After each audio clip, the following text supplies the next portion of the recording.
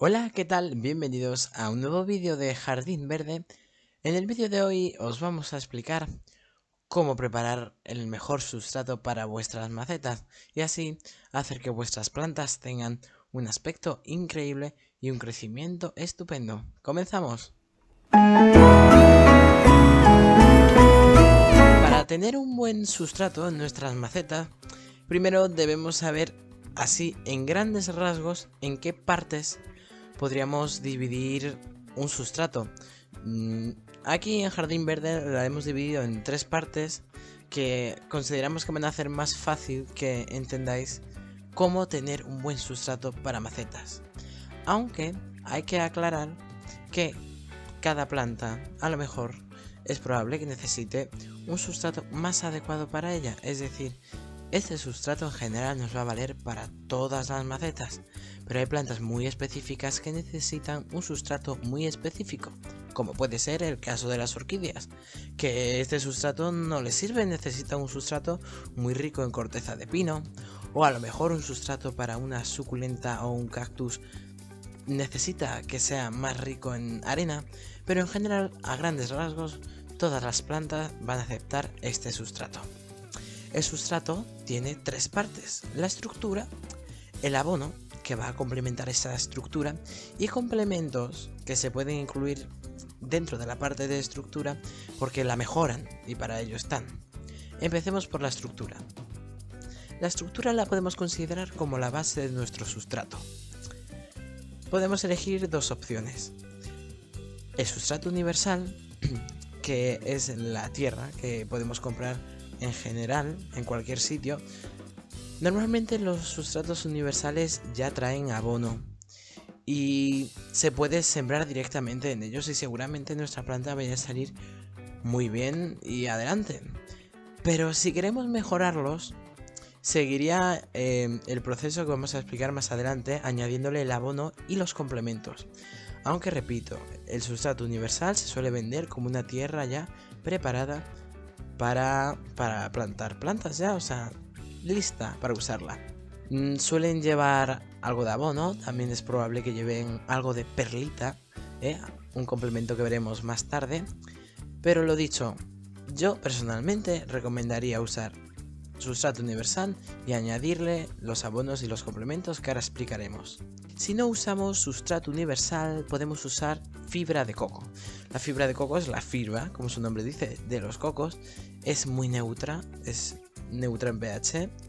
¿Cuál es su problema? No trae nada de abono, es decir, si vamos a usar fibra de coco como la base, como la estructura de nuestro sustrato, deberemos añadir sí o sí abono, o sea, obligatorio, porque si no, nuestra planta no va a salir adelante. Es decir, es como plantar nuestra planta en el desierto, es decir, no hay nutrientes, no hay esos elementos necesarios que la planta necesita. Así que la fibra de coco, ¿cuál es la ventaja de la fibra de coco? Que absorbe muy bien la humedad, es decir, es estupenda, lo hace genial y además aporta también mucha estructura. Pasamos ahora a la sección de abonos. En abonos tenemos muchos tipos, pero aquí voy a mencionar las dos opciones más conocidas, más fáciles quizá de encontrar y las mejores. Empecemos por el humus de lombriz, que el humus de lombriz no deja de ser nada más que la caquita de las lombrices. Es estupendo, un abono estupendo, muy equilibrado. Difícilmente con él podemos dañar a nuestras plantas. No es como los abonos químicos, que es muy probable que quemen a nuestras plantas sin nada de que se nos vaya la mano. Nada, el humus de lombriz muy equilibrado en ello, estupendo.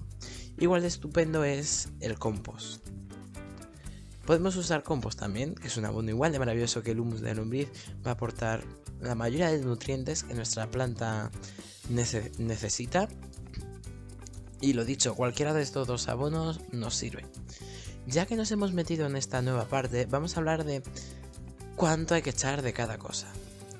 De estructura, es decir, de sustrato universal o de fibra de coco, depende de lo que uséis, yo echaría el 40%. Es decir, tenemos que echar el 40% de estructura. Si usáis sustrato universal, no hace falta que añadáis tanto abono. Pero si usáis fibra de coco, sí. Es decir, de abono vamos a echar el otro 40%. repito, si usáis sustrato universal podéis recortar un poquito en esta dosis, porque los sustratos universales la mayoría ya vienen abonados, pero esta es mi recomendación, esto es lo que a mí me funciona y yo os lo recomendaría. 40% abono, 40% sustrato universal o fibra de coco. Pasemos ya a la última parte, los complementos. El primer complemento que vamos a hablar de él es la perlita. Como os he dicho, estos complementos los he puesto destinados a mejorar la estructura. La perlita nos va a aportar mucha suelteza al sustrato, le va a aportar mucha ligereza. Además, la perlita nos va a evitar que el sustrato se nos encharque. Absorbe agua, con lo cual va a mantener la humedad y por ello también va a evitar ese encharcamiento del sustrato que siempre debemos evitar, porque un sustrato encharcado va a desencadenar en que nuestra planta tenga problemas de pudrición en raíces, etc. La vermiculita, otro complemento maravilloso que, al igual que la perlita, su función es airear el sustrato y absorber la humedad. Estos dos complementos yo echaría el 10% de cada uno, es decir, 10% de perlita y 10% de vermiculita, y así haríamos el 100%. Juntando todos estos elementos se nos quedaría un sustrato maravilloso. Estoy seguro de que si los usáis veréis como vuestras plantas salen y tiran hacia adelante con muchísima más fuerza, ya que son sustratos que tienen muchísima materia orgánica, muchísimos nutrientes, tienen una estructura muy buena porque le hemos aportado muchos elementos para ello. La fibra de coco, la perlita, la vermiculita hacen que nuestro sustrato tenga una estructura maravillosa.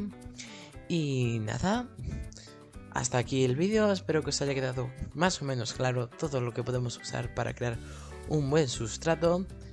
Y como ya sabéis, a disfrutar de vuestras plantas. Nos vemos en el próximo vídeo.